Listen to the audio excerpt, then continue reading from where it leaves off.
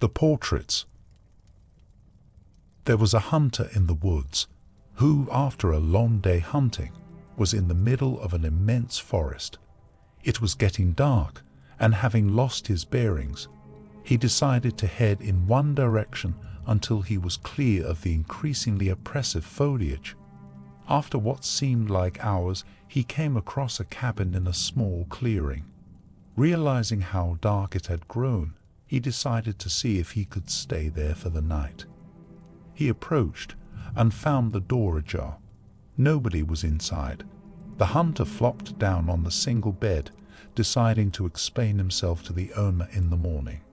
As he looked around the inside of the cabin, he was surprised to see the walls adorned by several portraits, all painted in incredible detail. Without exception, they appeared to be staring down at him, their features twisted into looks of hatred and malice. Staring back, he grew increasingly uncomfortable.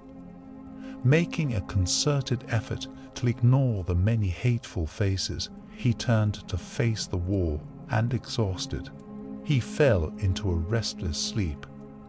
The next morning, when the hunter awoke, he turned, blinking in unexpected sunlight. Looking up, he discovered that the cabin had no portraits, only windows.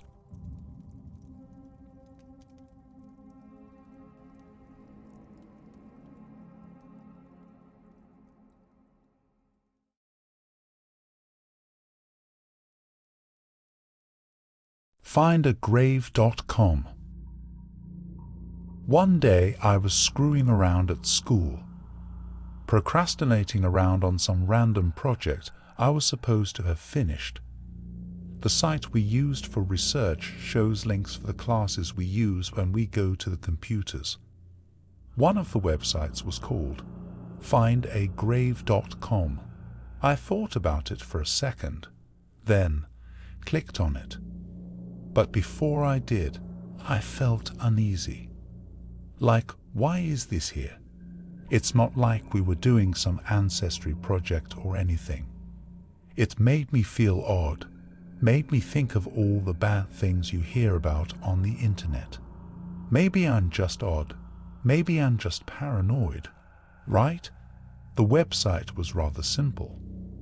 The owner obviously did not care whatsoever about how they were putting things together.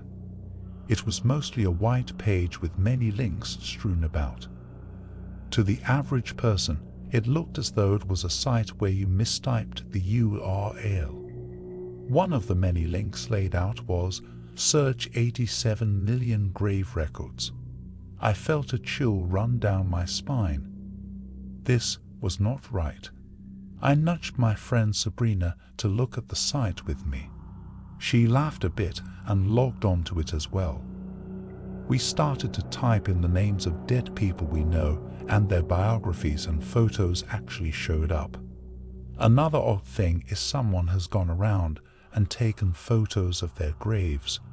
For nearly every deceased family member I looked up, a picture of their headstone came up. The period soon came to an end, and I went about my school day without much thought about the website. That night I got home, and I told my mother about it. She just laughed and told me how weird it was. I still didn't feel quite right about it. Who in their right mind would go around and take photos of random people's graves? I asked my mother if she knew the person who ran the site as the name was listed, and she had no idea. In my best interest and curiosity, I decided to probe around the website a little bit more.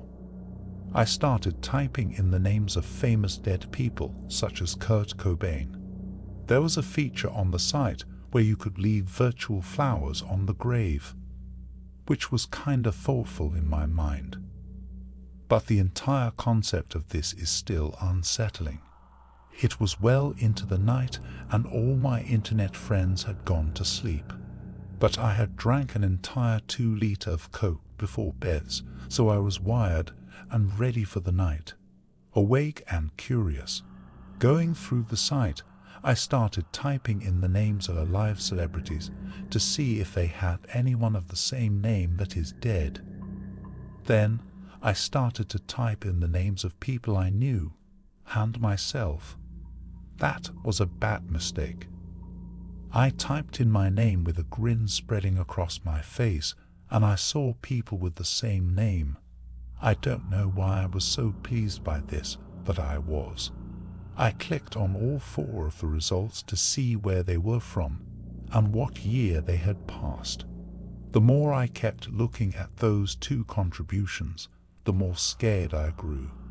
I should have just shut the laptop when I realized all the dead with the same name were in states surrounding my own. The birth and death dates were slowly increasing to mine. Clicking on the back button, it said, showing 4 of 5 results. Had I missed one? I could have sworn I went through them all already. I scrolled down further to see the newest entry. I clicked on it. It said my birth year and the date of the next day.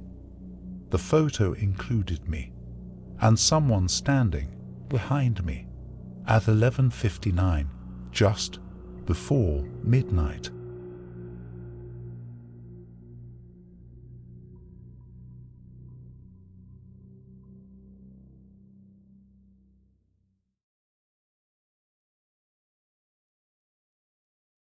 Copycat.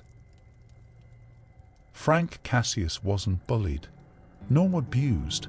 He was misunderstood.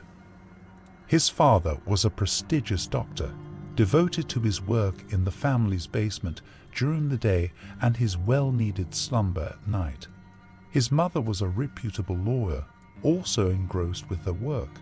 He, however, couldn't live up to his parents' expectations. His grades were substandard, he wasn't involved in clubs, and he didn't have any friends. He didn't feel like everyone else, so he taught himself to copy their emotions. He was simply Frank Cassius. He sat in the living room, playing with a vermilion, rubber bouncy ball as he threw it against the wall. Ping! It hit the wall, bouncing back towards him. He clutched the ball within his fingers, raised it, and then released it again. Ping! The ball hit against the corner of the wall, sending it bounding across the room and down a series of steps. Frank cocked his head towards the direction it had ran, his gaze landing upon the staircase that led to the basement of his father's private workspace. He simply hoped that his father hadn't heard the ball as it hit the wooden steps. His father didn't like being interrupted. Slowly, Frank stood and began to warily maneuver himself around the furniture and towards the staircase where the door had been open a crack. He gripped the stair railing, a nervous tremble in his clammy hands as he began to descend down towards his father's workspace. His steps were light, ensuring he wouldn't make a sound. He peered through the sliver of space between the door and the doorframe, attempting to catch a glimpse of the red ball. His eyes trailed through the shadows, through the mass of cardboard boxes to the old furnishings that were draped with white sheets. In the corner of the room, peeking through the ominous shadows, sat the red rubber ball. He pressed his sweaty hands against the white wooden door, squeezing his eyes shut as he pleaded for his father not to notice him. When there was enough space for Frank to squeeze through, he gambled with his chances and entered the basement. He scurried towards the corner where the ball sat, concealing himself in the shadows as his eyes landed on his father, who stood on the other side of the room. His father's back faced Frank, but it was what was in front of his father that had gained Frank's attention. It was a woman in her mid-30s with shoulder-length blonde hair and ghastly pallid skin, laying bare. She was dead. A mere corpse his father was carving into with a scalpel. Frank watched each incision intently, finding himself intrigued with how her skin broke under the pressure of the blade. how the blood seeped from each wound, dribbling down to the steel table she laid on, and if that didn't catch the crimson liquid, then the plastic tarp splayed across the floor would. His father then picked up a kitchen knife. Frank recognized it as the one his mother used to mince vegetables and cut meat. His father cut the woman. He threw the knife down upon her ear, only managing to tear half of it from her head, and when that didn't work, he began to saw the ear off. It slowly bent until the last cord of flesh was cut. The sound of flesh falling hit the floor, dropping onto the tarp.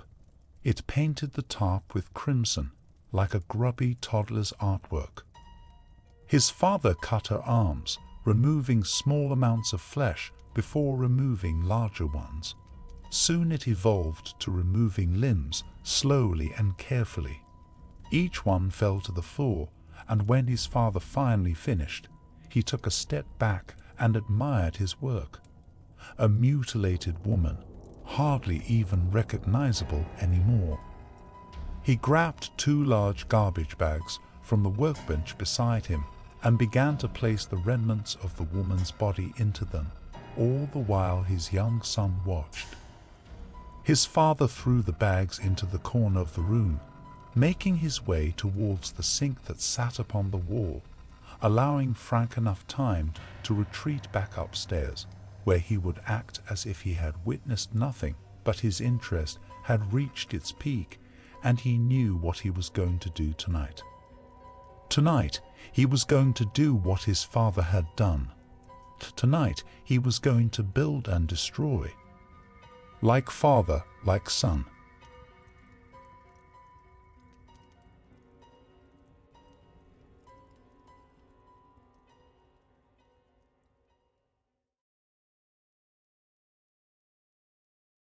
The Medic.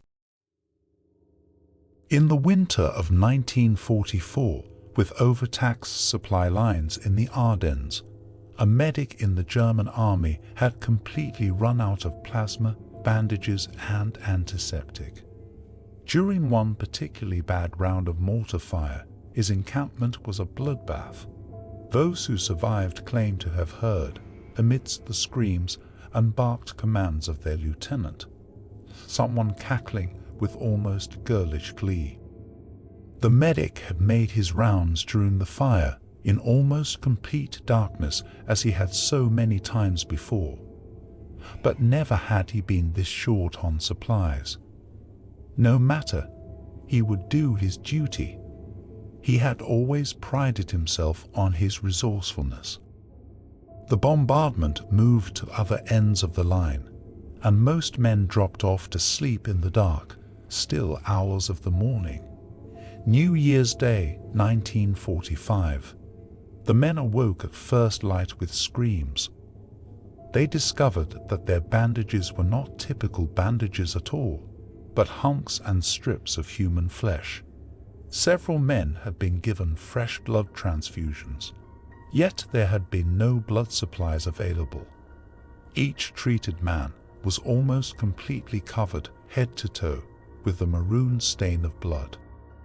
The medic was found, sitting on an ammunition tin, staring off into space. When one man approached him and tapped him on the shoulder, his tunic fell off to reveal that large patches of his skin, muscle, and sinew had been stripped from his torso, and his body was almost completely dried of blood. In one hand was a scalpel, and in the other a blood transfusion vial. None of the men treated for wounds that night in that camp saw the end of January 1945.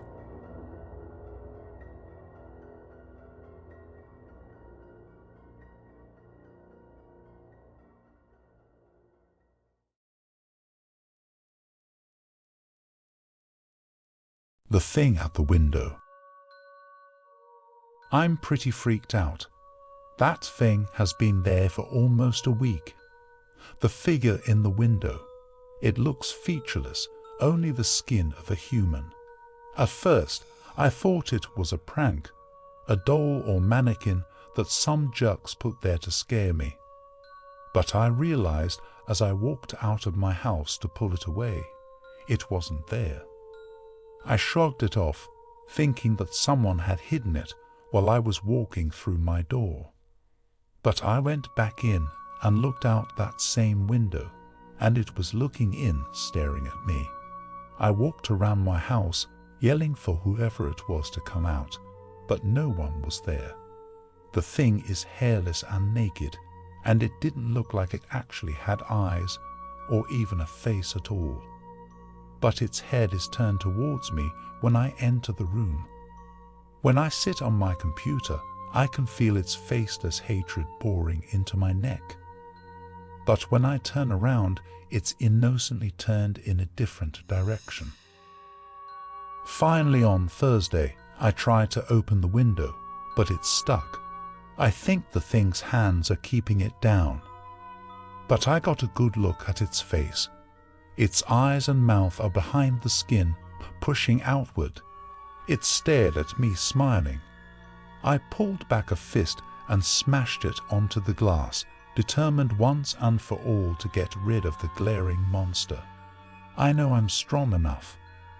That glass should have cracked. But it didn't. It shuddered under my hand, but it didn't break. And that smile just got wider and wider and wider until I thought its head would break in half. It raised its own hand and bashed the window with its palm. It was mocking me, but I saw the faintest crack begin to appear where it had hit, and I backed away. No way did I want that smile in the same room as me. So I got a roll of duct tape and I started covering the window. I couldn't look directly at it. I nearly messed my pants just knowing it was watching me. But I couldn't help it. I took a quick glance at that skin-covered face. A small peek. It was angry. That menacing grin was now a gaping frown full of teeth. The skin had ripped away from its mouth, and I could see down its cavernous throat.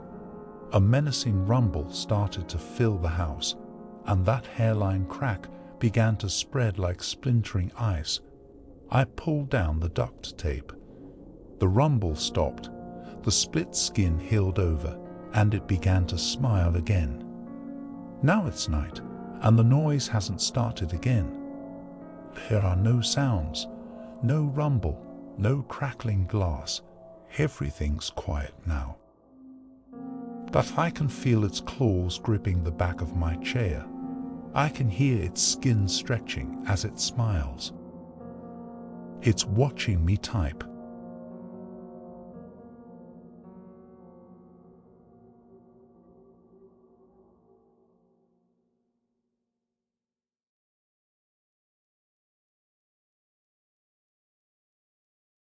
Come closer. I'd actually seen him on our way home from school. He looked dirty and disturbed, and stared straight at us as our bus went by. We even made jokes about him, probably as our way of pretending we weren't afraid. He was incredibly out of place in our middle-class suburb, so his mere presence felt threatening. Thus our panic when the three of us got off at our stop and saw him at the corner, about to look in our direction.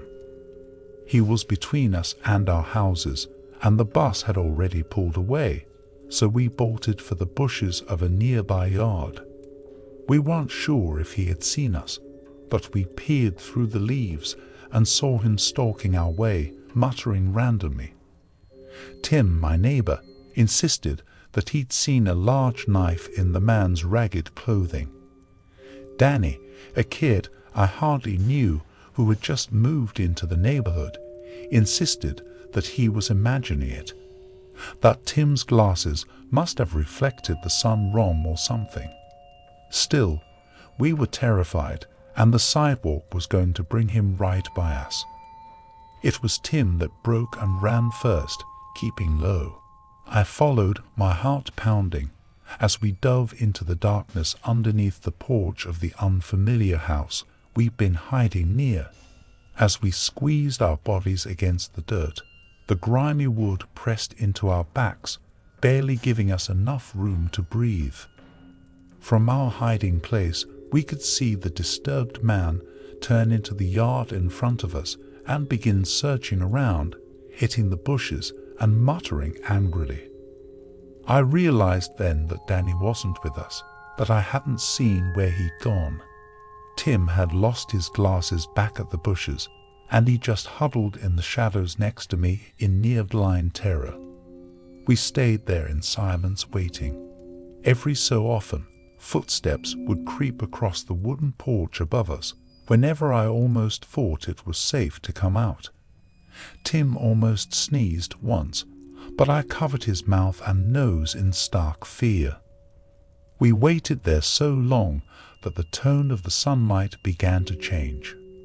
We hadn't heard the man searching about in a while, and I was just getting ready to peek out when footsteps clattered and a thud hit the wood directly above us.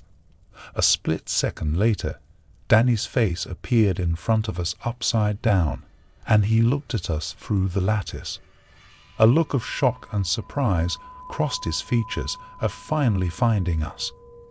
He whispered something, but I couldn't hear anything.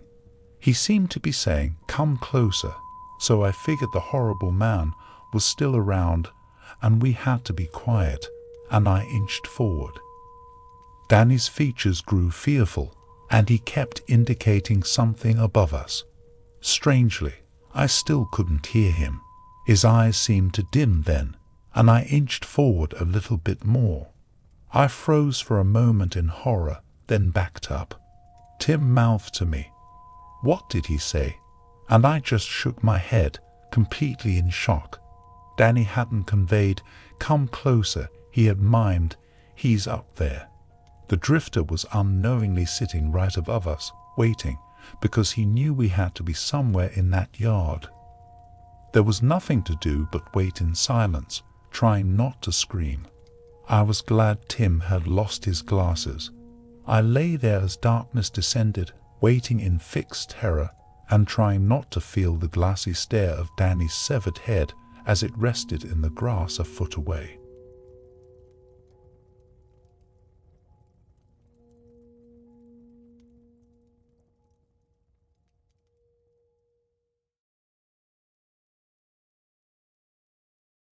The Grinning Man. I have a story to tell you, but I beg you not to read it. Please, don't. I know it sounds stupid, but by the time you understand why, it will be too late. I know this will not deter many of you, but without this simple warning to ease my conscience, I may not be able to go through with this, and I desperately need to go through with this. Let me start at the beginning. I have an old friend, Joe, who I've known since grade school. I'm in my late 20s, so is he, and he's been my friend for at least half of that time. I'd say that we knew each other pretty well after all of that time. This may seem irrelevant and uninteresting, but I have to stress this. I know him, and I know him well. What he did was, it was nothing he ever could have done without some outside influence. On the night of Friday, January 23rd, I was driving to his apartment to pick him and his roommate up.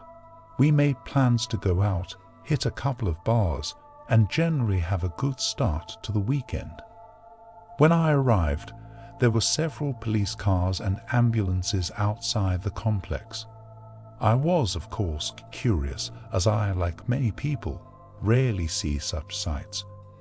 As I got closer, I noticed a body covered in a bag in the street, surrounded by glass, and no more than a few feet from a badly dented car.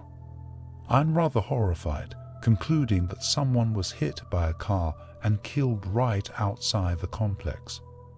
As I finished gawking, I made my way inside and up the stairs to the 3rd floor. That's where my friend's apartment is, and that's where I found it wasn't a simple accident. The police were upstairs as well, talking to residents and taping off one of the apartments. My friend's apartment. Panicked, I asked one of the officers what happened, why my friend's apartment was taped off. I told him I was supposed to be meeting them for drinks and asked if they were okay. The officer told me that it appeared that Joe had butchered his roommate with a kitchen knife and thrown himself through the plate glass sliding door into the street below. I was a ghost, shaken so badly I could barely answer the simple questions the officer asked me upon finding that I knew the victims. My mind couldn't process it. I knew him. He'd never do such an atrocity. It didn't make sense. I made my way back to my car in silence and drove home as though on autopilot. I couldn't get the shock of it all out of my head. My wife asked me what happened and I explained it to her. She was shocked as well, but she didn't know him as I did. I told her I needed a bit of time and went to our room. She let me be. Lost, I found myself at my computer. I'm not really sure why I did it, but I found myself checking his email. I know the passwords he commonly used, so it was hardly an issue to find the right one. I thought perhaps he had friends online who I needed to tell, or maybe I thought I'd find a window into what caused this. I really don't know. If I knew then what I know now, I would have never done what I did. I scrolled through his inbox, looking for familiar names. Joe, I, and several friends kept in touch online, and I instantly recognized several of those names in the last few days. The most recently opened email was what looked like a spam email with an attachment and no other information. Curiosity got the better of me and I opened it. The file itself was a picture named nothing but a seemingly random string of numbers. It was simply a man, seemingly normal at a glance, but the longer I stared at it, the more disturbed I became. He stood staring with a grin sinister and unsettling, with eyes that were both vacant and focused at the same time. That terrible grin seemed to widen the longer I stared, and for minutes I was fixated at that horrible face, eyes burning as they stared back at me with equal intensity. Finally, I tore my gaze away to find the only other thing in the email. A single word. A word I can't repeat. Not yet. I need to tell my story. I couldn't take the sight of it anymore. I had to close it. The face was still looking at me. I swear I could still feel his grinning stare. As I went to log out of his email and put that horrid thing out of my mind, I noticed the time it arrived. January 23rd, 5:35 p.m. We were supposed to meet at 6. He likely saw this less than a half hour before he died. For the next several days, I tried to get it out of my mind. I attended my friend's funeral. I tried to go on with my life, but I kept feeling uneasy. Every time I closed my eyes, I felt like someone was watching me. At night, I started to have unsettling nightmares. I couldn't remember much of them when I awoke, but they all had the same elements. That horrible grinning man, blood, violence and death. I couldn't get a good night's sleep. I was struggling at work. I kept feeling tense and on edge. I needed to know what was going on. It was hard to really know what to look for at first. All I had to go on was that image and the single word that accompanied it. Grinning Man is hardly a descriptive search, and Haunted Grinning Man or Cursed Grinning Man wasn't really any better. Still, I did what I could with my limited resources. I actually found a reference to it, or what I thought was it, on a website dedicated to conspiracies and paranormal things and other things I'd normally dismiss as utter bull. Still, this wasn't natural, and I was willing to try to open my mind to any explanation, since this seemed to defy anything conventional. What I uncovered about this grinning man was that it was an image that seemed to circulate among image boards and forums a few years back. The article said the picture was harmless, if not a bit creepy. Though I strongly disagree with the term a bit, but it seemed that something about it, when coupled with a keyword that was unknown, could trigger extreme psychotic bouts, irritability, nightmares, and hallucinations. It seemed so utterly stupid, simple text and pixels causing such harm. And yet I was sitting there, realizing that I was experiencing those same nightmares, irritability, and hallucinations. Joe obviously experienced psychosis, evidenced by his sudden murder-suicide. I was stunned. I thought it had to be a joke, some kind of bizarre hoax, but I knew there was more to it than that. I knew what I was feeling, and I knew my friend. That picture and that word had to be the key word. What triggers everything? Oh God, was this going to happen to me too? Was I going to kill my wife, and then myself? I started to panic, but my rational mind won over. If it was just paranoia and hallucinations, those couldn't hurt me, right? They only had power if I gave them power. I decided that I would end this, put it out of my mind, and rationalize it away each time I felt it. That would be the end of it all. As much as my rational brain helped me through the day, it couldn't protect me at night.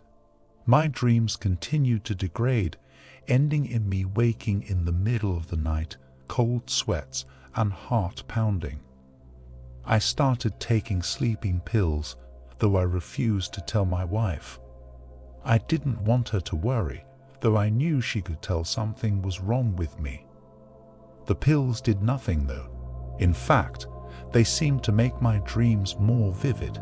I could remember everything when I awoke, every horrible, bloody detail, that grinning, inhuman face. I found I started sleepwalking.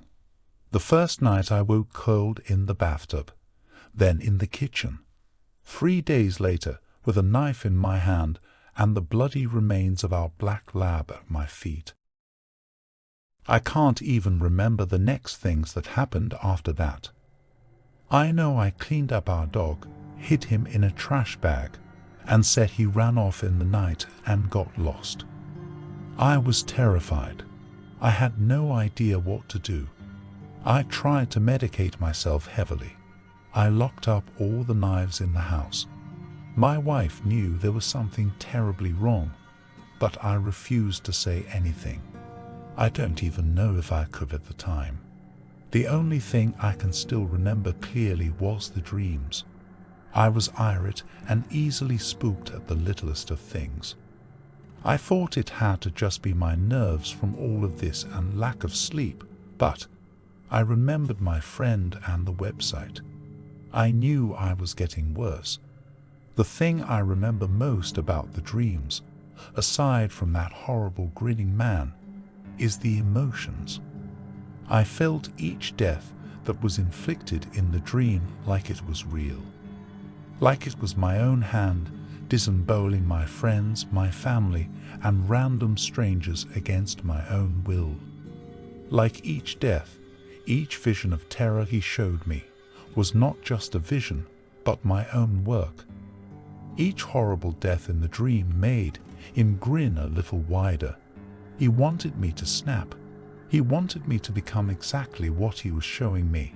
He wanted me to become him. So, I come here to tell you this because I'm desperate. I need help. You see, I can't bear the thought of harming my wife, the woman I love most in this world. Yet I know it's inevitable. He's always there, watching and grinning, knowing I'm close to breaking and nudging me ever closer to the edge.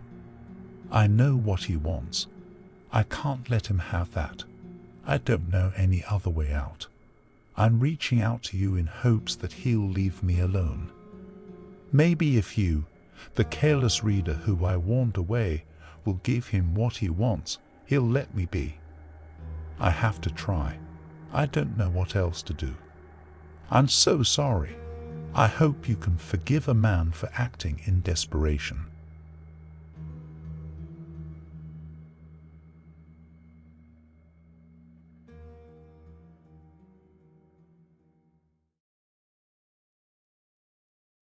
The Bell Witch. As a forewarning to all who wish to continue watching, know that what I am about to tell you is a true story.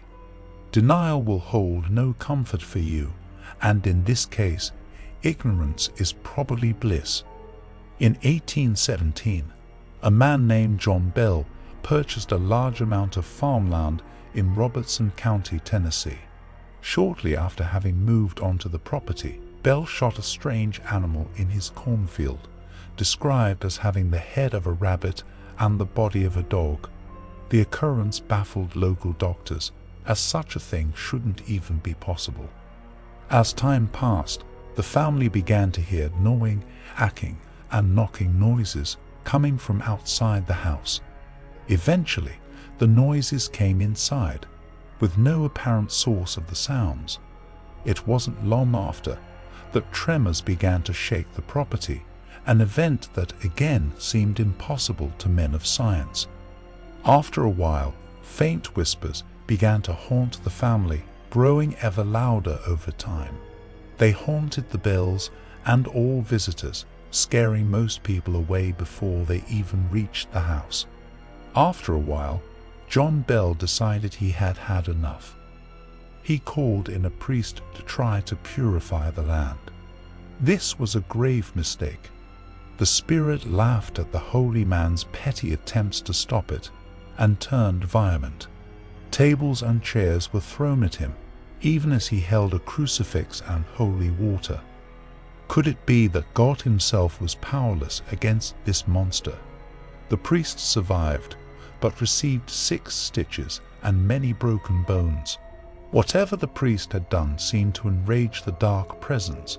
It made frequent attacks on the family, whether by controlling inanimate objects or by striking them with an unseen force. At all times, however, the family knew they were not safe. As one can imagine, word of these events traveled quickly. Many visited the farm to see if there really were voices and tremors, but left quickly upon experiencing either. One brave skeptic chose to stay the night and was welcomed to the guest room in the house. As he was falling asleep, he claimed to have felt a strange presence crawl up next to him in the bed. Frightened, he hastily tried to use his blankets like a net and threw the presence into the fireplace. What happened then is best quoted by John Bell's journal. I was sharply awakened by the most horrid of screams coming from the guest room. Upon entering the room, they found a trail of blood leading away from the fireplace and outside the room, though the screams remained. All hints of doubt had been erased from the mind of their guest, as he briskly left the premises. As the situation grew ever more bleak, John Bell's health began to deteriorate. He suffered from a number of severe, inexplicable ailments, from facial seizures to internal necrosis. The doctor gave him medicine to help ease the pain of his passing. One day, they found him lying dead on his bed. It seemed someone had switched out his medicine for poison, which they confirmed upon force-feeding it to the cat. Even at his funeral, the presence did not let up. It mocked the family, laughing at them and making snide remarks like, "I fixed him." Even to this day, John Bell is the only obituary classified as murder by a ghost. It is said that if you go to the property today, you can still feel a dark, malicious presence, though it is significantly tamer today than it once was. So what was it about John Bell that made him a target?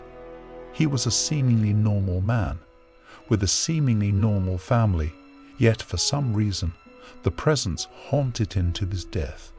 Why did it go through so much effort just to torment and kill one man? And worst of all, what's to stop it from happening again?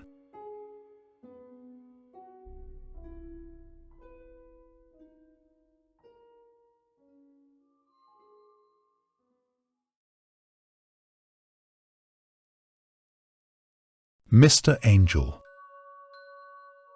Mr. Angel sat next to me on the park bench. He is my best friend. I pointed to an old man that sat across from me. What's he doing, Mr. Angel? An unlit cigarette sat in the corner of the man's mouth. His eyes were withered with age as he stared blankly at nothing. Mr. Angel leaned close to me as he whispered into my ear. He's looking for a woman he lost a long time ago. He cooed. His words felt warm against my cheek as I smiled up at him. I liked his secrets. Mr. Angel knew everything. That's really sad, Mr. Angel, I said. Why don't you help him? I couldn't see it since he didn't have a mouth, but he was smiling. He got up and walked silently over to the old man and set a single bony finger in the center of his chest before he turned away and took his seat next to me. I tugged on the black shroud that he always wore. What did you do, Mr. Angel? I asked. I could hear Mr. Angel sigh tiredly as he leaned against the scythe that he carried. I sent him back to his woman, his voice rasped. I took her a long time ago, and she was getting very lonely. I looked at the old man. He was hunched over his legs as he clutched painfully at his heart. His face looked like it was clamped shut, and I could hear him wheeze as he fought for breath. Mr. Angel, what did you do? I cried. That's not helping him. But Mr. Angel sat silently as he watched the man suffer. I made tiny fists and tried to pound pathetically on his shoulders, but all I found was empty cold air. A tear began to crawl down my cheek. Mr. Angel, I screamed. Mr. Angel, come back. The tears dripped below my eye as I buried my head into my lap and wept. I turned and looked at the old man's body. It had gone stiff by now, but his face didn't look like it was seized tight and shut. He wasn't desperately clutching at his chest. He was lying on his back with his hands set neatly against his heart. His face looked relieved, calm, content. I slid off the park bench and got on my hands and knees. Any moment, now that old cadaver would spring up and laugh in my face. I wanted to think it was some kind of horrible joke. I wish someone was laughing, but all I heard was the peace that follows after something has moved on. I loomed over the body as a teardrop landed on its skin. I didn't know what to do.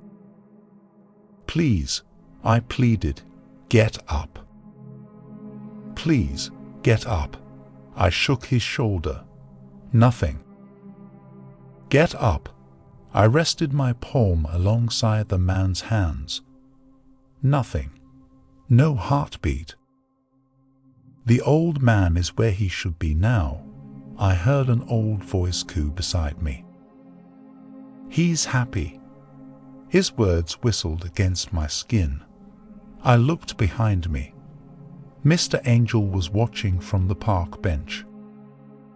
You killed him, I screamed. My breathing was haggard. The feeling in my legs was disappearing. Mr. Angel got up from the park bench and walked over me. He knelt, and I could feel his shroud move over me in a warm embrace. I looked up, and Mr. Angel's blank face stared pleasantly down at me. He gripped his scythe with one hand, and with the other hand he set it against my shoulder. I couldn't see it, but I could tell he was smiling. "Death," I said to him. My voice was still hoarse as I choked down a few tears. "Did you really help him?" Death looked at me and leaned close. "My dear little one," he whispered softly. "Death can be many things. Death can be hard. Death can be painful. Death will someday be at your heels. But never forget, the best thing to do when death greets you is embrace him as a friend."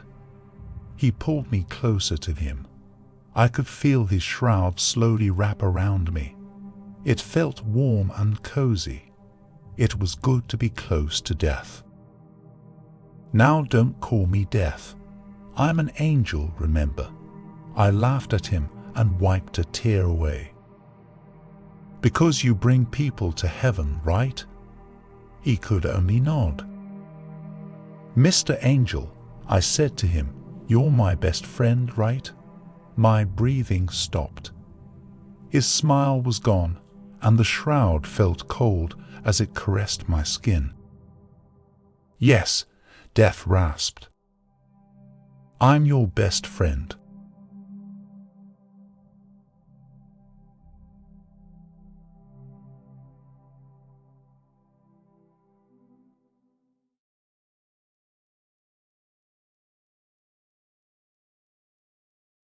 A game of flashlight tag. When I was 10, I played a late-night game of flashlight tag with a bunch of neighborhood kids. If you don't know what flashlight tag is, it's the same as tag, but you play it in the dark. The person who's it gets a flashlight, and they have to yell the name of the person they see with it in order to tag them.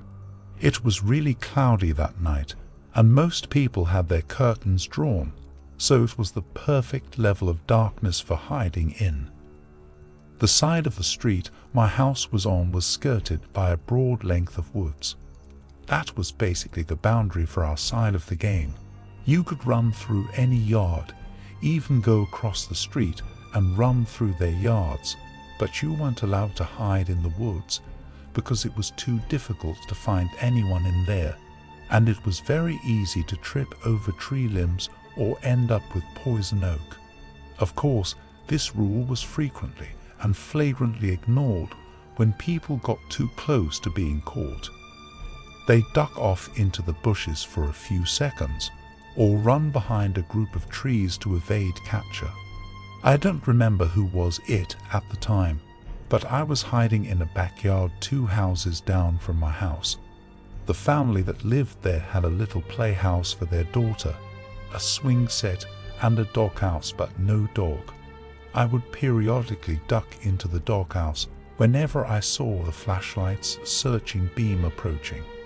Those of us trying to hide from the it person liked to spook each other in the dark by jumping out of nowhere and making each other scream, giving away their positions. I thought I knew where the it guy was, but I got comfortable hanging out on the swing set. Suddenly, a person with a flashlight came around the corner of the house and angled it almost directly at me. I jumped and ran for the edge of the woods. When I got there, I hovered in case they saw me and were going to yell at me for cheating. The beam of light seemed to explore the swing set where I was, then came in my direction, but there was no sense of hurry at all to it, and I wondered for a second if maybe I'd attracted the attention of the homeowner. Most people on the block knew we were out playing flashlight tag, but you never can be sure that someone won't get nervous if you stay in their yard too long. So I crouched down in the grass and waited to see who it was. They shined the light right in my face, and I tried to cover it with my hand to avoid identification. The creepy thing was, they never said anything, just shined that light on me. "You got me," I exclaimed, hoping that if it was a homeowner, they'd realize I thought they were the flashlight tagger. Then I realized that 2 houses down, people were yelling, and there was the It guy's flashlight beam chasing them around. I stood up and tried to see who was shining the light on me. They just stood there, not moving, not saying anything. I felt a little freaked out. If you don't want us playing in your yard, I'll go tell them it's off limits, okay? The person started walking toward me. I didn't feel right, so I started walking toward the edge of the yard. The person just kept shining the light on me and coming towards me. So I ran.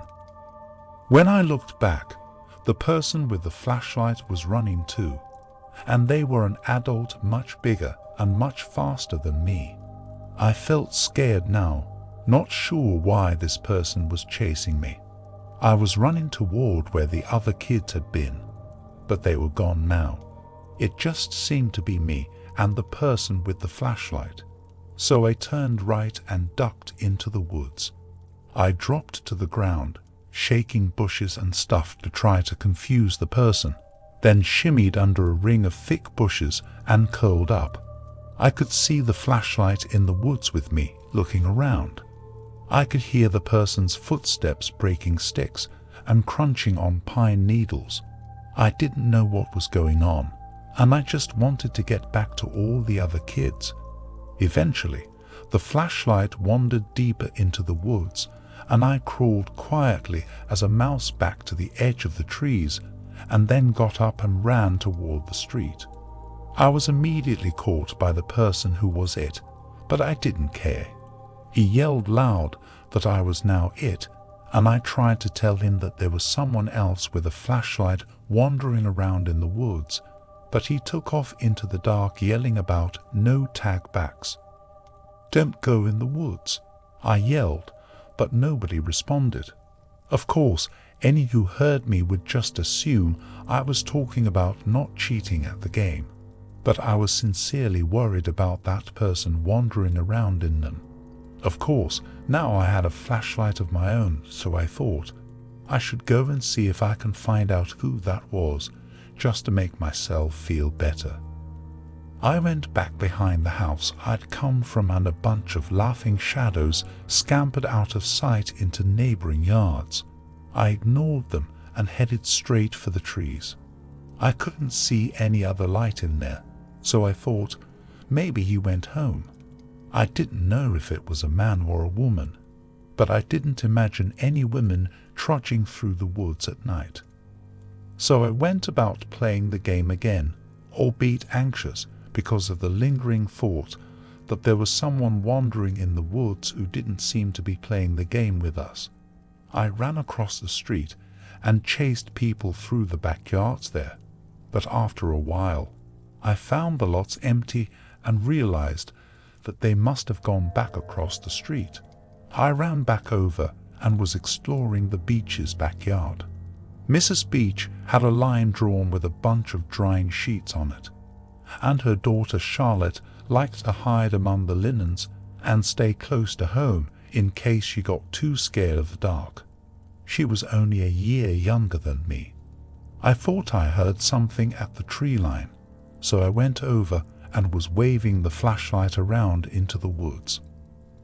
"Stay out of the woods," I remember yelling. I waved the flashlight back and forth a couple more passes, then saw someone off in the distance. I held the light on whoever it was. They were about half a jog into the woods, hard to make out, but it looked to me like Charlotte. Charlotte had brown hair that her mother insisted on keeping shoulder length. We always dressed dark for flashlight tag, and Charlotte liked to wear this deep purple sweatshirt, so it was usually easy to tell when you had found her.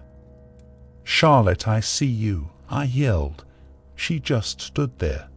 I continued to hold the light on her and call her name, but she didn't seem to move. She stood there partially obscured by a tree and looked at me.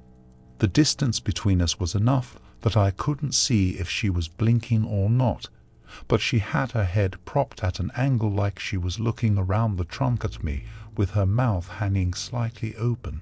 Every now and then she sort of twitched or squirmed. It was a really freaky kind of movement. "Charlotte, come out of there," I yelled. "Everybody, Charlotte's it, but she won't come out of the woods." Some kids, including my friend Dustin, appeared behind me and started joining in my yell for Charlotte to come out. "Do you see her?" I asked. "Yeah, she's over behind that tree." "Charlotte, get over here," Dustin said, but she wouldn't come. "Charlotte, are you okay? Get over here, dummy." Charlotte seemed to stand up straighter and then disappear behind the tree. We could hear movement, but it seemed to be going away rather than toward us. Dustin started shouting Charlotte's name again and trudging into the woods after her, but I grabbed him and gave him the flashlight to take with him. I was scared again because this all seemed surreal. I went to Charlotte's house and knocked until her father answered. "Mr. Beach, Charlotte won't come out of the woods, and I'm worried about her," I told him. I wasn't sure if he'd take me seriously, but he rolled up his newspaper and disappeared into the closet behind the door for a moment before returning with a huge flashlight strapped to a car battery.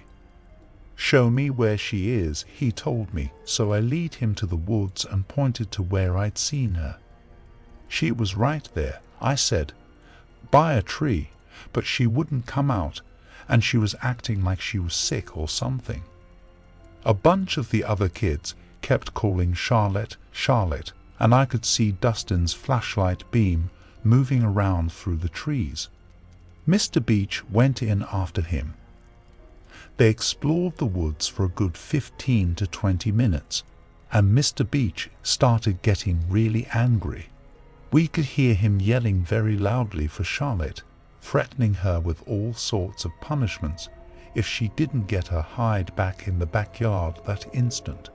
The game was over by now, and we kids just stood there in the Beach's backyard among the linens and watched. Dustin came running back out of the bushes with a dead flashlight. Eventually, Mr. Beach came back out of the woods. "Game over, kids," he said. "Get inside. Ask your folks if they can help me and to bring flashlights." We all ran back home. My dad went out with 3 different flashlights. My mother went and turned on all the lights in the back rooms and opened the curtains and shades to help illuminate the backyard. I sat on the couch all upset, and she eventually came back and hugged me and sat with me while I told her about the person with the flashlight chasing me and how I thought maybe Charlotte had run into him. Mr. Beach had gone inside and called the police to report a missing child. They brought huge lights and did a march through the woods checking very thoroughly, but didn't find her. My mother told my dad what I told her. He told an officer, and I ended up giving a statement. They went to the house 3 doors down and knocked, but the folks that lived there had been asleep and didn't know who would have been in their backyard. The police asked all up and down the neighborhood, but nobody claimed to know anything. The other end of the woods came to a back road mainly used by logging trucks. They found Charlotte 2 days later on the other side of the logging road, down an embankment that ended at a stream, stuffed into a drain pipe. Her neck had been broken, and she was stabbed multiple times afterward. My parents wouldn't tell me about it. They thought it would upset me, but Dustin told me all the details at school the next day. It was the most awful thing our town had ever had happen. The police blocked off the logging road and spent months tracking down loggers and truckers who frequently used it. There was a curfew for months, and we were told not to play flashlight tag anymore. We didn't argue. What leaves me shaking to this day is the memory of Charlotte's face, hanging out from behind the tree, looking at me. Sometimes I wonder if, at that moment, I had been witnessing her death, and I wonder if that had almost been me.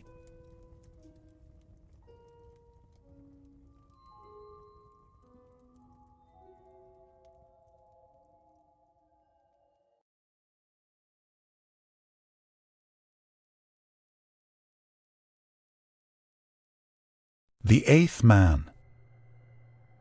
I was so excited. I hadn't ever really gone camping before, so the fact that one of my friends asked me to go with him was amazing in and of itself. He made plans for 5 other guys to join us as well. The plan was to leave right after classes on Friday evening and drive up to an old abandoned farmhouse, which in Kansas isn't too uncommon. This one was special though, or so I was told by Tom, my friend that had invited me. He said not only was the house quite large and well held together after many years of vacancy, but very few people knew about it, so we were almost certain to be unbothered for the weekend. We would stay all day Saturday and come back Sunday morning. At about 6:00 p.m., the last guy, Seth I think, finally arrived at the cars. We had a white Suburban from Tom and a small Honda van. 4 people rode in the van, while 3 rode in the Suburban, but the Suburban was also full of all our junk we planned to bring. We left by around 6:30 and drove for nearly an hour before stopping at some burger place to eat a quick supper and shift drivers. After another 2 hours drive, we arrived at the farmhouse. The farm area was large, empty, and the fence that used to surround it was in shambles. The house, however, looked very nice, almost kept. After unpacking most of our things and laying out blankets on the bed frames still in the house, someone suggested we turn in early so we could go fishing in the morning. Not being a late night person, I was fine with the idea, and after some work, I got everyone else to agree with me. There were only 3 beds in each of the 2 rooms, so me, Tom, and some other guy I'd never met shared one room, and 3 other guys shared the other. A guy named Roy decided to take the torn-up couch downstairs. I had a bit of trouble falling asleep, a bit uneasy about the whole drafty, creepy abandoned house thing, but I eventually dozed off, unable to stay awake any longer. I woke up at the sound of Tom moving all his crap around. When I was able to open my eyes enough to see my phone screen with the time on it, it was just after 6:30, so I had to hurry if I wanted to catch anything. I rolled out of my bed, grabbed some jeans and a jacket, changed as quickly as I could despite my exhaustion, and grabbed one of 3 remaining fishing rods. When I got to the pond, Roy, Tom, and 2 other guys were there. I cast my line in and sat silently waking up with the rest of them. Over the next hour or so, the other 2 people made their way to the pond, and everyone had woken up a bit more and were chatting about their restless nights. So, which one of you idiots decided to come downstairs last night? Roy shouted over the other voices. I was expecting someone to laugh and give some excuse, but nobody even flinched. You're not in any trouble, but it was too dark for me to see your face, whoever it was, so for my curiosity, who the hell was it? Minutes went by with Roy just staring at our faces for any sign of concealment. I decided to speak up and try to figure out who it was. What did they come down for? Did they sleep down there? I don't know. They didn't say anything, and I was so tired I dozed back off. Well, what did they do? I asked. I told you I was tired. All I know is that I saw someone come downstairs, look at me, then I fell back asleep. In fear of getting hit, I held back further questions. On the positive note of that, Roy packed up, and everyone else followed. The fishing was good, and we had plenty to eat for today and tonight. We walked back to the field in front of the farmhouse, let off our jackets, and ran out again. Roy had dug up an old frisbee, so we divided into 2 teams quite sloppily, so that we were an uneven 4 against 3. We played for maybe an hour when we switched to baseball. Then some guys started playing poker on the grass and I sat out. Some dude I'd never met, Joel was his name, I think, came out and sat next to me on the porch steps. "Why didn't anyone wake me up?" he asked, clearly irritated. "I woke up almost late and still beat 2 people to the fishing. Plus, you made it anyway," I responded. "I just woke up like a half hour ago." His irritated tone now turns to confusion. "Shut up, you went fishing with us, and I know sure as hell you were playing ultimate frisbee with us." My tone was clearly angry.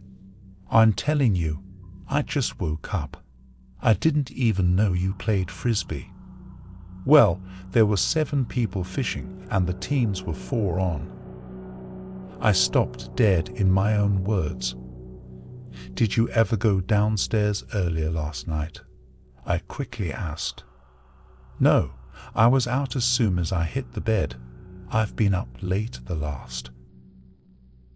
I stood up and started walking away in the middle of his sentence.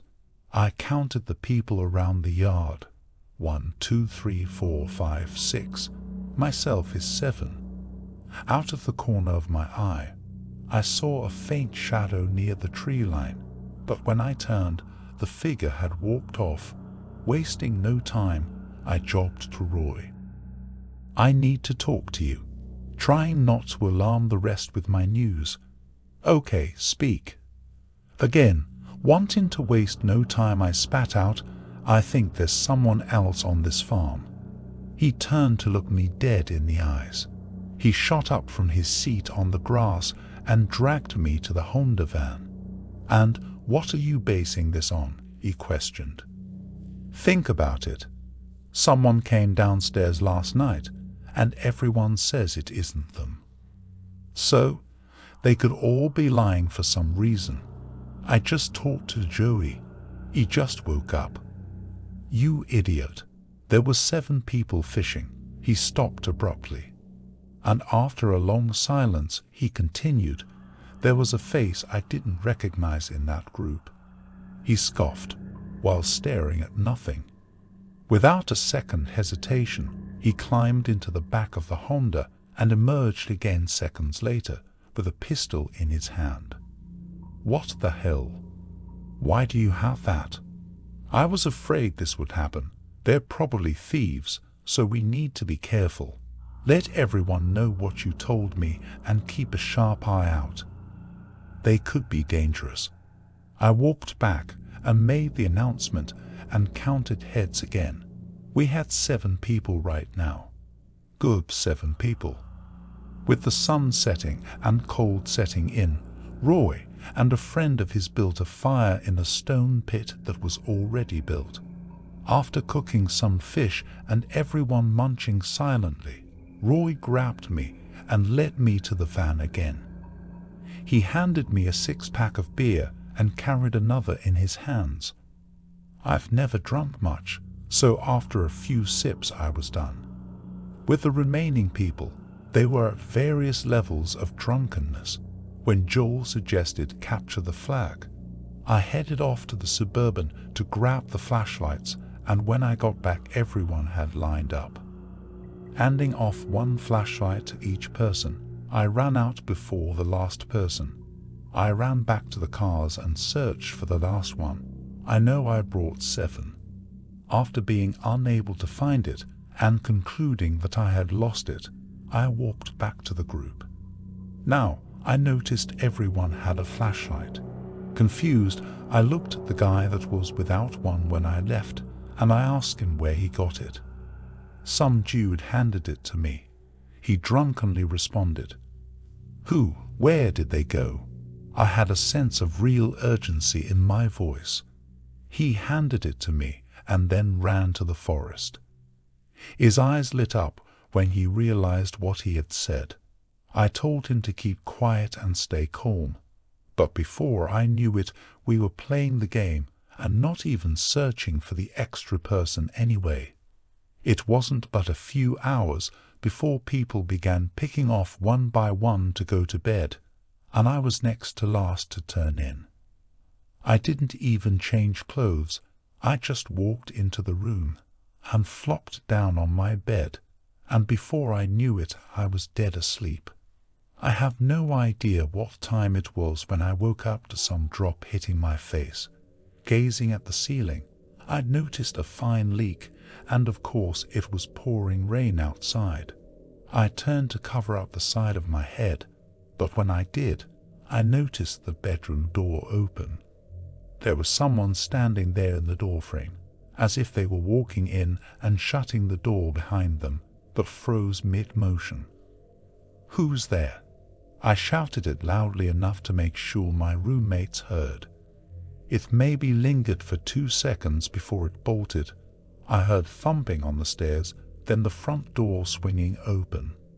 I flew out after it into the pouring rain, only to find that I had been far outrun. I headed back in shivering, not only because of the cold, and bolted the front door shut. Everyone stared at me. Whatever it is, it's out, so as long as all doors and windows are shut and locked, we're safe, trying to reassure everyone. I seem to be the only one capable of speaking. After a few long minutes of thought, me and Roy looked at each other. "The back door," we said in complete unison. We ran to the kitchen, but only in time to hear it slam shut. Now we didn't know where it was. It was only a few short seconds of staring when a scream came from the second bedroom upstairs. I was the first one up and froze at the doorway. It was leaning over Joel. It turned, saw me, and jumped out the window. Roy darted past me and to Joel, laying lifeless on the bed, blood dripping from his throat. I ran to Seth, who was completely curled up in a corner, still screaming. I finally got him to shut up in time to hear Roy. "We need to leave now." No one wasted any time at that, and everyone ran to the vehicles, scattered and frantic. I got in the car, along with Tom and Roy. A scream came from the house, and Roy immediately ran out and back to the house, gun drawn. I scooted the driver's seat and stared out the window. After minutes, I heard 3 gunshots, then saw someone running right toward the Suburban. I took out my flashlight and shined it to see Roy's pale face and empty hands. I shined the light to reveal the silhouette chasing him, with a gun in one hand. I shined my light right on it, but saw no face, no features. It was still a shadow. When it saw the light, it turned to me and began running at me. I slammed my foot on the gas and the car ground to speed. After 10 minutes of driving in the dark, rainy fog, me and Tom, now the only ones in the Suburban, we stopped at the freeway. Tom wanted to keep going, but I was driving and elected to wait for 5 minutes for them to come up. Minutes went by, and I grew more anxious and almost left, just before I saw a pair of headlights in the distance from my mirrors. It was definitely the van, and it was speeding right to us. It kept speeding. It didn't stop. There was a sudden slam, and in my recovery, me and Tom heard the radio kick on. "You better drive." The voice was muffled and distorted. Tom and I screamed together as I stood on the gas. As we drove, the thing was constantly driving right behind us, riding our bumper, waiting for us to stop. A thought which didn't cross my mind until the low gas indicator started going off. "Listen, Tom, here's the plan." He turned anxious for ideas. "In a few seconds, I'm gonna slam the brake, hold on, but quickly get out of the car, run into the woods. Once we get a safe distance, we will loop around and get in the van. Then we drive off. Makes sense?" He nodded quickly, and without a second thought, I pounded my foot on the brakes. We heard skidding behind us and took no time to be away into the thick forest. After several minutes, we decided it was about time to go back, so we circled around and ran back toward the freeway. When we arrived, both vehicles had doors all open and no sign of the creature that had been chasing us.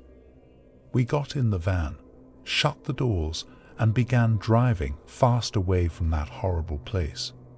An hour into our drive, a new alarm started beeping. I looked at the dash, stopped the car, and froze. Tom was jerked awake and stared at me. "What?" I turned to him. Slowly. "The trunk is opening."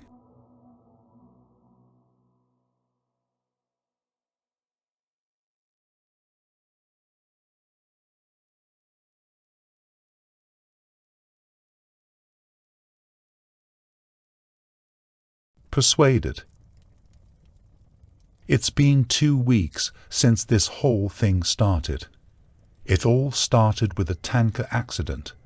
It was all over the news. Everyone thought it was just another oil spill. There were plenty of volunteers, plenty of people wanting to help the poor, defenseless animals, plenty of victims. Within hours of the tanker accident, it started happening. The animals had gone crazy. They were scratching and biting the cleanup volunteers.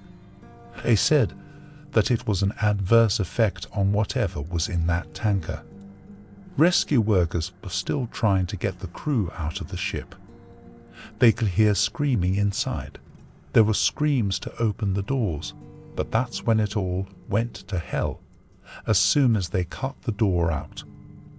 There were 6 minutes of broadcast before it went silent. 6 minutes of screaming and agony.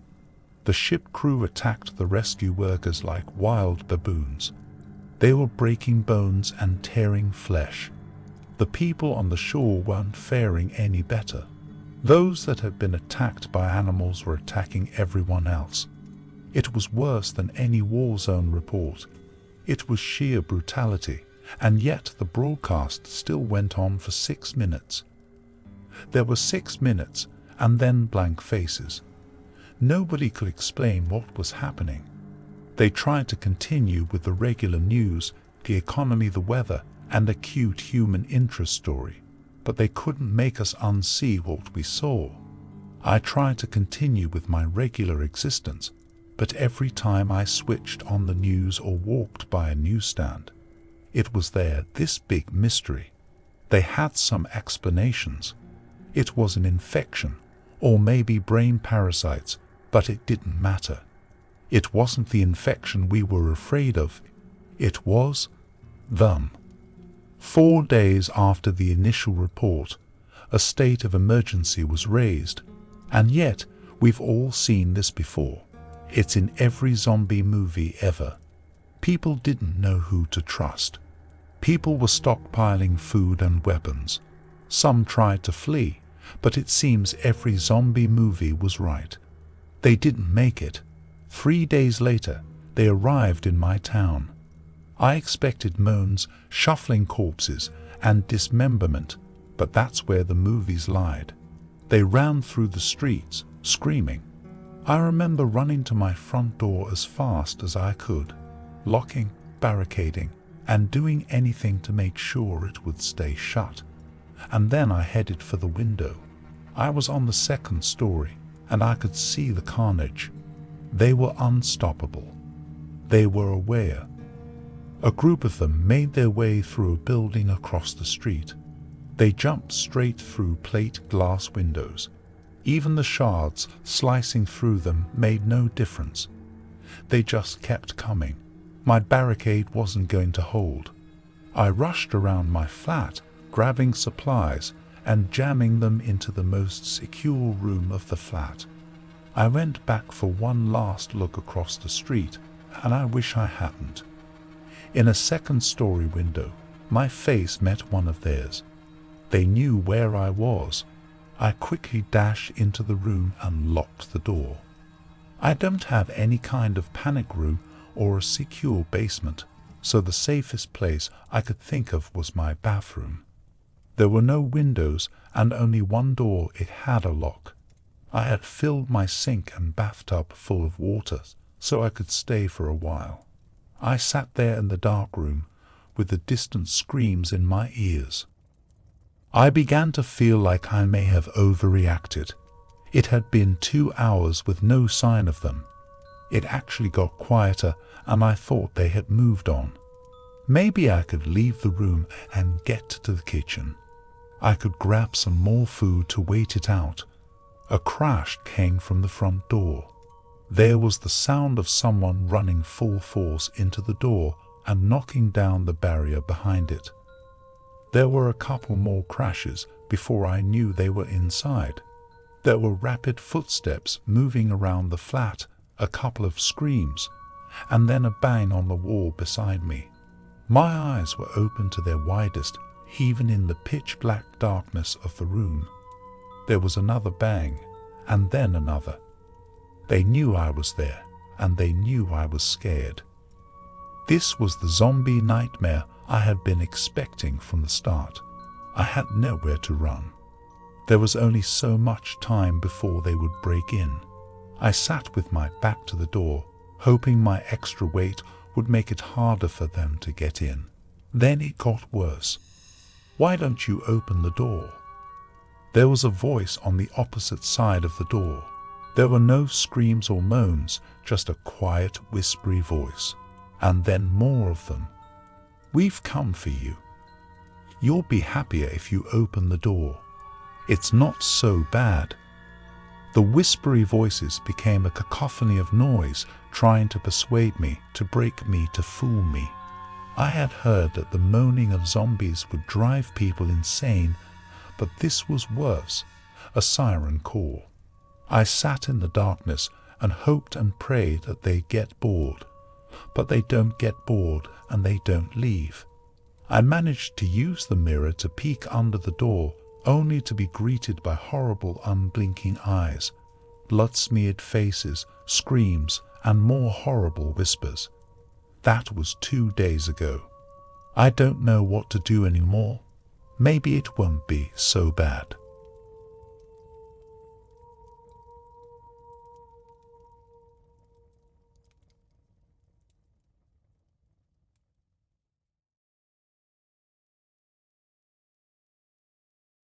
The Russian sleep experiment.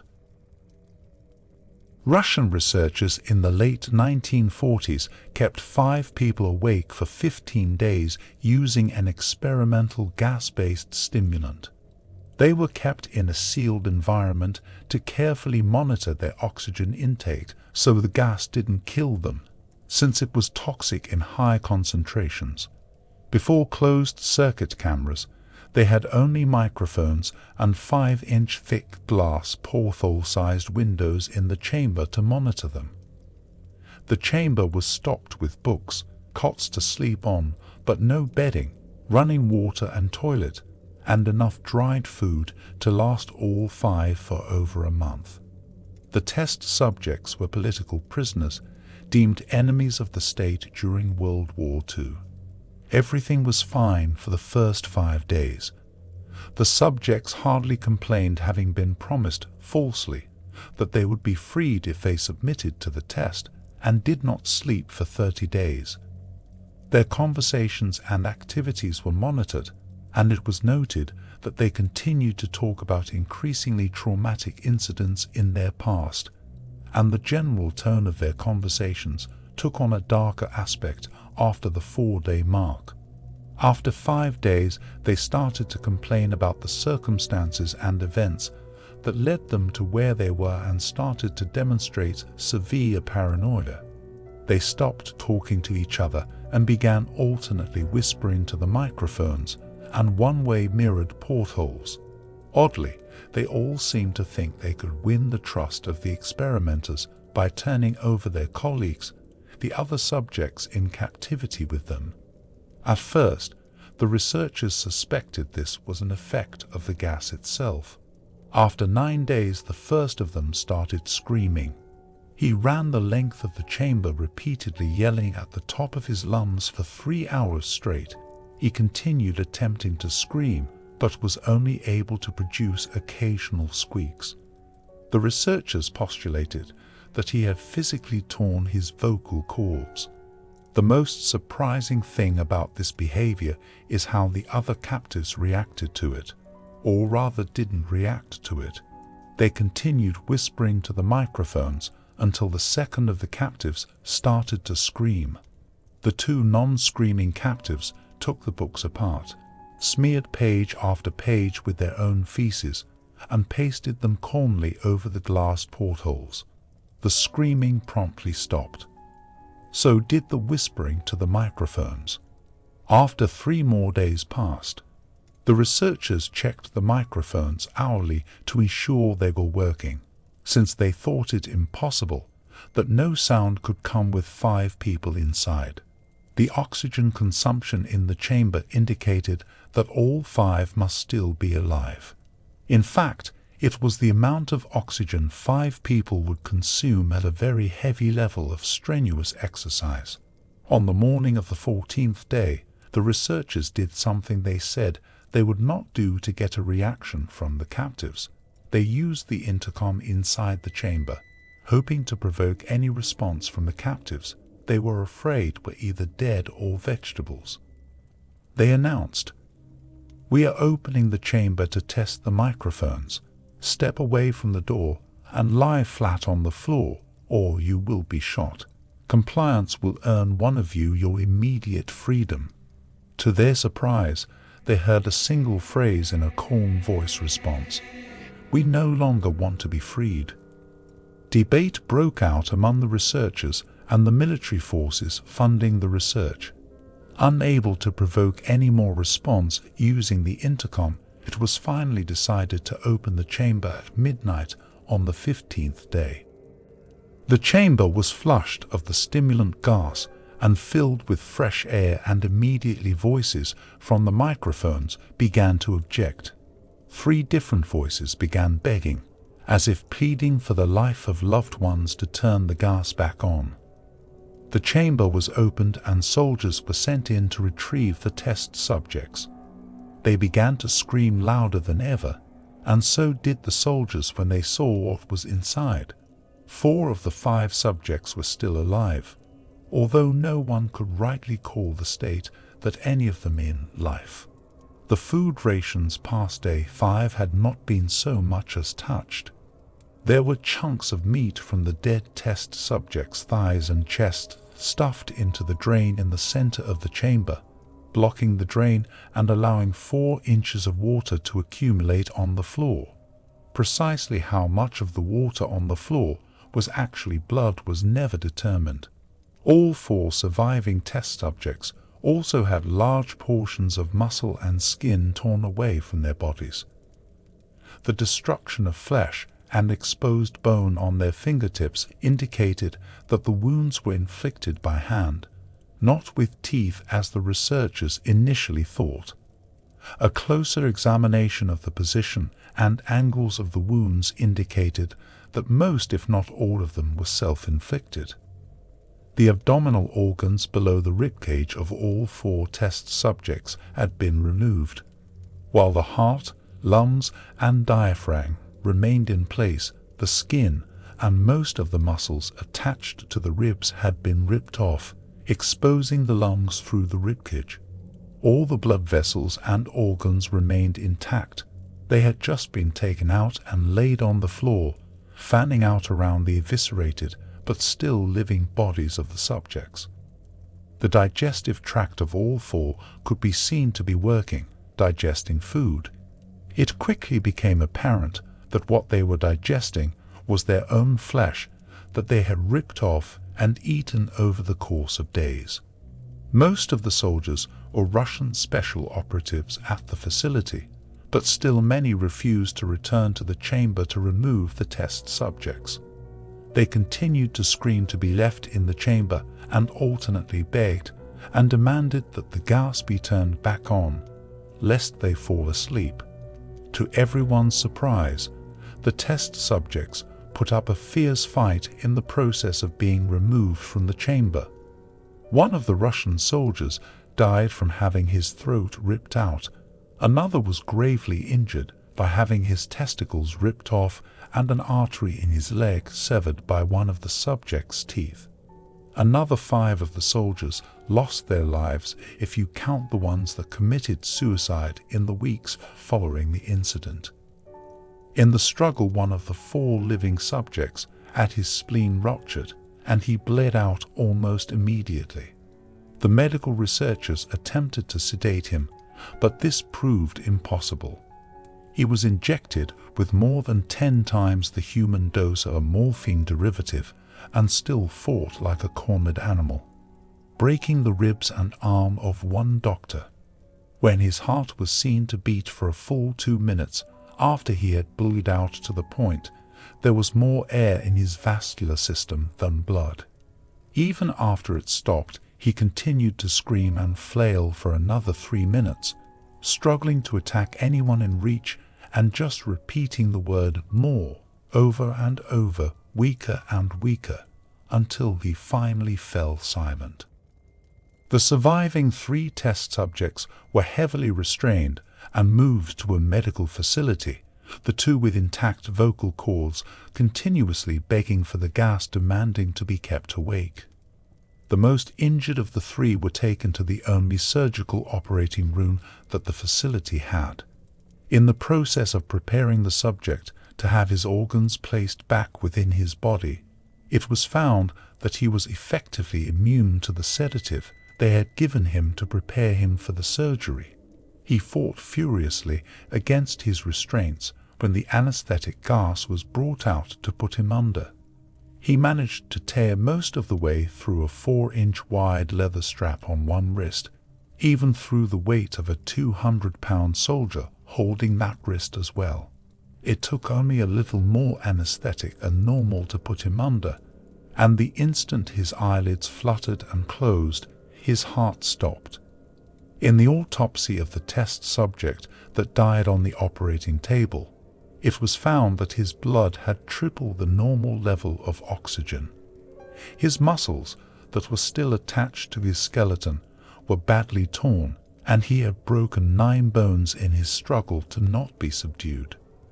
Most of them were from the force his own muscles had exerted on them. The second survivor had been the first of the group of 5 to start screaming. His vocal cords were destroyed, he was unable to beg or object to surgery, and he only reacted by shaking his head violently in disapproval when the anesthetic gas was brought near him. He shook his head yes when someone suggested, reluctantly, they try the surgery without anesthetic, and did not react for the entire 6-hour procedure of replacing his abdominal organs and attempting to cover them with what remained of his skin. The surgeon presiding stated repeatedly that it should be medically possible for the patient to still be alive. One terrified nurse assisting the surgery stated that she had seen the patient's mouth curl into a smile several times whenever his eyes met hers. When the surgery ended, the subject looked at the surgeon and began to wheeze loudly, attempting to talk while struggling. Assuming this must be something of drastic importance, the surgeon had a pen and pad fetched so the patient could write his message. It was simple: keep cutting. The other 2 test subjects were given the same surgery, both without anesthetic as well, although they had to be injected with a paralytic for the duration of the operation. The surgeon found it impossible to perform the operation while the patients laughed continuously. Once paralyzed, the subjects could only follow the attending researchers with their eyes. The paralytic cleared their system in an abnormally short period of time, and they were soon trying to escape their bonds. The moment they could speak, they were again asking for the stimulant gas. The researchers tried asking why they had injured themselves, why they had ripped out their own guts, and why they wanted to be given the gas again. Only one response was given: I must remain awake. all 3 subjects' restraints were reinforced, and they were placed back into the chamber awaiting determination as to what should be done with them. The researchers, facing the wrath of their military benefactors for having failed the stated goals of their project, considered euthanizing the surviving subjects. The commanding officer, an ex-AGB, instead saw potential and wanted to see what would happen if they were put back on the gas. The researchers strongly objected, but were overruled. In preparation for being sealed in the chamber again, the subjects were connected to an EEG monitor and had their restraints padded for long-term confinement. To everyone's surprise, all 3 stopped struggling the moment it was let slip that they were going back on the gas. It was obvious that at this point all 3 were putting up a great struggle to stay awake. One of the subjects that could speak was humming loudly and continuously. The mute subject was straining his legs against the leather bonds with all his might, first left, then right, then left again for something to focus on. The remaining subject was holding his head off his pillow and blinking rapidly. Having been the first to be wired for EEG, most of the researchers were monitoring his brain waves in surprise. They were normal most of the time, but sometimes flat-lined inexplicably. It looked as if he were repeatedly suffering brain death before returning to normal. As they focused on paper scrolling out of the brainwave monitor, only one nurse saw his eyes slip shut at the same moment his head hit the pillow. His brainwaves immediately changed to that of deep sleep, then flatlined for the last time as his heart simultaneously stopped. The only remaining subject that could speak started screaming to be sealed in now. His brainwaves showed the same flat lines as one who had just died from falling asleep. The commander gave the order to seal the chamber with both subjects inside, as well as 3 researchers. One of the named 3 immediately drew his gun and shot the commander point blank between the eyes, then turned the gun on the mute subject and blew his brains out as well.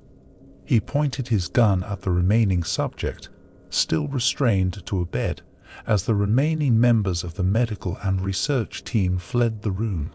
"I won't be locked in here with these things. Not with you," he screamed at the man strapped to the table. "What are you?" he demanded. "I must know." The subject smiled. "Have you forgotten so easily?" the subject asked. "We are you. We are the madness that lurks within you all, begging to be free at every moment in your deepest animal mind. We are what you hide from in your beds every night. We are what you sedate into silence and paralysis when you go to the nocturnal haven where we cannot tread." The researcher paused, then aimed at the subject's heart and fired. The EEG flatlined as the subject weakly choked out, "So nearly free."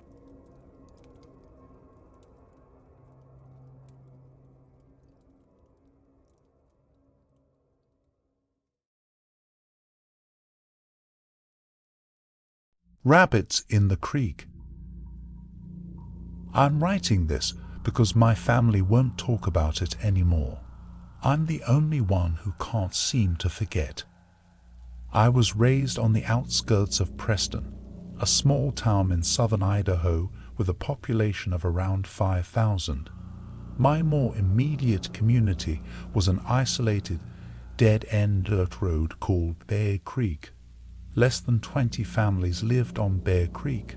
I didn't mind being so isolated. I grew up in the comfort of wide fields and close neighbors that only rural people know. We were a Mormon community, very church-centered, very community-centered. All the young girls, myself included, were part of the young women's group, and all of the boys were members of the local Boy Scout troop, which doubled as a church group in our area. We had 4th of July parties at the local ballpark and swam in the nearby reservoir. It was a good, quiet community. My house, a 92-year-old farmhouse built by my great-great-grandfather, was situated on a small hill surrounded by a wide grass field on one side and a snaking dirt road on the other. Across the road was the creek bottoms. Southern Idaho is categorized as a desert climate, so not much grows outside of the irrigated fields besides sagebrush and burrs. The creek bottoms were the exception. The creek fed the growth of a thick tangle of willow bushes. In the late fall, we used to go down into the bottoms and pick the white, cottony willow seeds to decorate the fences of our driveway. Being so isolated, it wasn't uncommon for animals to come down from the mountains. We had a female moose who brought her calf down and lived in our orchard every winter, and the occasional lion wasn't unheard of either. The summer when I turned 8, I remember because it was the same year as my baptism. A smaller mountain lion was spotted several times in our area. We weren't worried. The big cats stayed away from the farms and usually moved on when the area didn't yield enough food. The same summer my neighbor, Peyton, was working on his Eagle Scout project. He loved National Geographic and thought it would be pretty cool to try putting together a National Geographic submission on our little creek bottoms. The young lion that happened to be in our area at the same time made him especially excited. He decided he wanted to try and get pictures of the lion and emailed the National Geographic team for advice.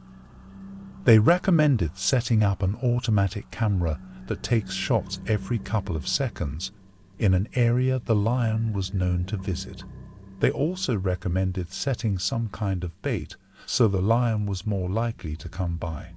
No one in the creek liked the idea of live bait or carrion, so we came up with a different kind of bait. We decided to set up an audio recording of a dying rabbit and play it on a loop through a set of speakers hidden in the willows. I remember when everyone was down at the bottoms testing the speakers, and I heard the noise for the first time. The sound of a dying rabbit is horrible. It's been described as being almost identical to the sound of a screaming child. If you've never heard it yourself, there are plenty of recordings available online. It's worth a listen. The camera was set up. The speakers were set up. Everything was perfect. Peyton explained that he would allow the camera and recording to play uninterrupted for a week, and then he would go check on it. This would give time for our scent to fade from the bottoms and encourage the lion to come closer. At first, I was worried about the noise. It was a truly horrible noise, and our house was the closest to the setup point in the bottoms. My father assured me that the noise wouldn't reach as far as our house, and I was relieved when we arrived home that night, and he was correct. The bottoms were far enough away that I couldn't hear anything. I remember Peyton the next day at church. He was fidgety and excited to check on the equipment, but he had to wait a week, which everybody kept reminding him. He couldn't risk going down too early and scaring the lion away for good. That night I woke up to an awful noise. I sat ramrod straight in my bed with my eyes wide in the dark, hands clutched so hard my palms bore the indent of my fingernails for hours after. I knew that noise. It was the recording of the rabbit. It sounded faint and far off, like it really could have been coming from the bottoms. But that was impossible, because the recording had been going all night the previous day and I hadn't heard a thing. I didn't sleep that night. I was too scared to get out of bed and wake my parents. The recording played over and over again. I had the loop memorized. In the morning, I stumbled into the kitchen for breakfast. My mom and dad were sitting at the kitchen table. They too had dark rings under their eyes. I hadn't been the only one who'd heard it. Mom was convinced that the equipment must have been broken. She wanted to go down into the bottoms to check it out. Dad refused. He was a kind, gentle man and didn't want to stir up any unnecessary drama. He was sure there had been a strong wind last night, and the wind was carrying the noise farther than its natural reach. He told us to listen. We did. He was right. We couldn't hear it now. We forgot about it and went about our daily goings. The next night, it happened again. I stayed up in bed with my back to the wall. The screaming was even louder than before. But this time, something was different. It was lower pitched than I remember, and parts of the loop were slowed down, as if the recording were warped in places. At times, the loop did not loop naturally, and instead picked up at a random place in the middle. My mom didn't mention anything at the breakfast table, but both she and my dad seemed tense. The third night, I mustered the courage to stand beside my bedroom window and look out into the yard. For a moment I stood, rooted to the spot, my hands shaking no matter how hard I clenched them. The noise sidled in through the cracks in the window. I watched the outline of the trees in the yard. Perfectly still, not even the slightest breeze stirred their branches. My mom announced that she would be going to visit her sisters in town the next day, and would probably spend the night there. She invited me to come along, but I was a daddy's girl at heart, and chose to stay at the farm. I took Mom's place beside Dad in their bed that night, but even that didn't help. I don't think my dad was asleep either, for he was unnaturally still the whole night. We began to hear the noise during the day too. I was drawing with chalk on the sidewalk when it happened. My shoulders tensed and the hairs on the back of my neck prickled. There was only one scream, a short, high-pitched one, and then the recording fell silent. It happened again several times throughout the day, but never the whole loop, just clips from it. Later that evening, Peyton's dad came up the driveway on his four-wheeler. He said he was looking for their dog, a sweet yellow lab that had been missing since that morning. Dad said he was sorry and that we hadn't seen her. I stared at him, silently begging him to mention the recording. But he didn't. He was a quiet man after all. He didn't want to bring up any unnecessary drama. Mom stayed away the whole week. Dad and I didn't sleep.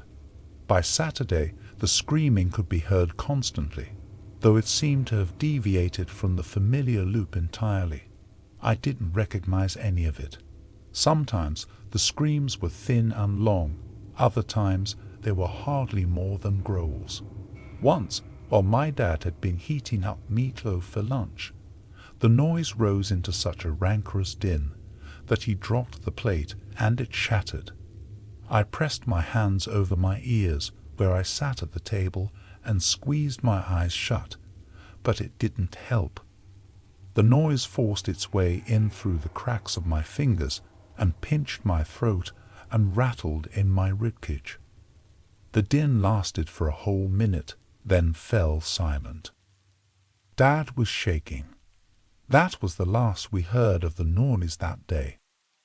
Peyton came by Saturday evening to ask permission to cross our road to collect the equipment. He was so excited. I watched him disappear into the creek bottoms with a sense of tired relief. After the equipment was gone, it would all stop. I couldn't wait to get a full night's sleep. Not a minute later, I spotted Peyton coming back up from the creek. I was confused. It had taken us much longer to set up the camera and speakers, so I'd only assumed it would take just as long to collect them. My breath stilled when Peyton came closer. He didn't look right. His eyes were wide and his face pale. Something wet dribbled from his chin and onto his shirt. I later realized it was vomit. My dad caught him before he fell and demanded to know what had happened. Peyton couldn't speak. He just cried. We called his dad. I looked after Peyton as both my dad and his dad went into the bottoms. They were gone a long time.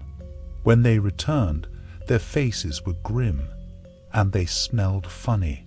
I noticed red on my dad's hands.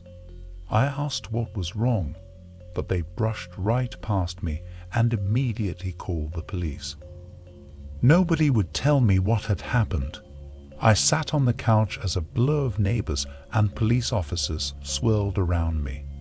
At one point, an officer placed something on the kitchen table and left. I looked into the kitchen curiously. It was the camera from the bottoms. I wish I hadn't looked. The camera was a little banged up. Tiny scratches and dents covered the plastic casing. When I lifted it, my hand stuck to the plastic. Something tacky and odorous covered the screen, but it turned on fine.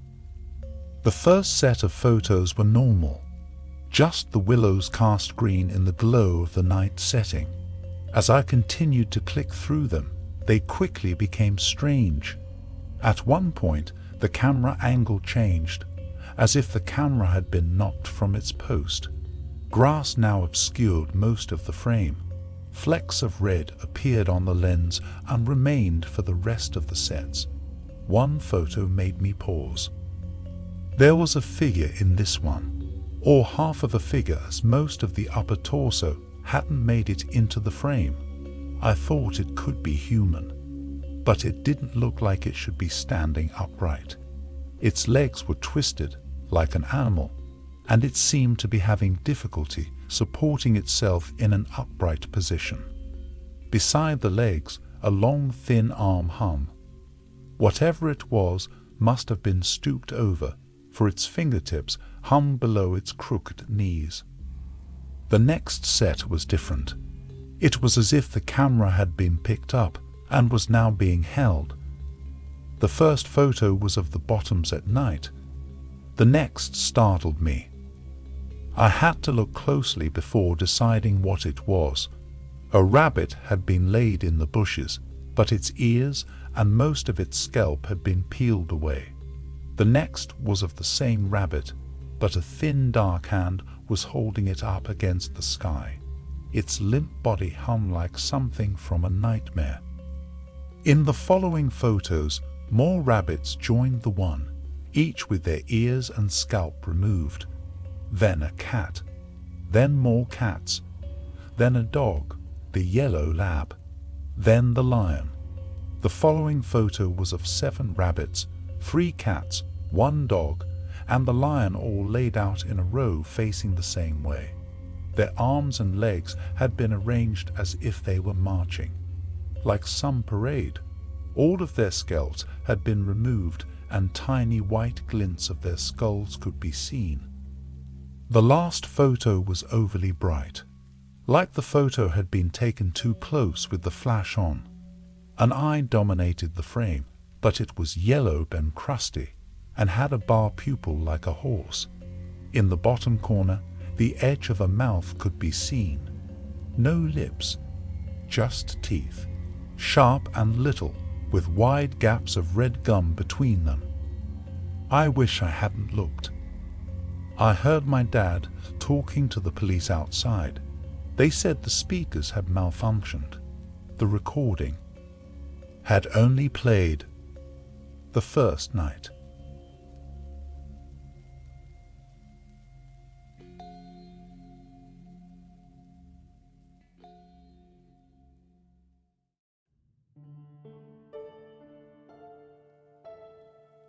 Hello and thank you for watching. These were all from the ranking done in July. I've decided to retire the ranking system for now.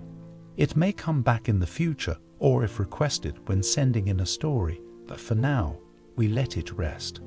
Please show support for the stories posted. Links to all will be in the description. Thank you all again for watching, and stay safe out there.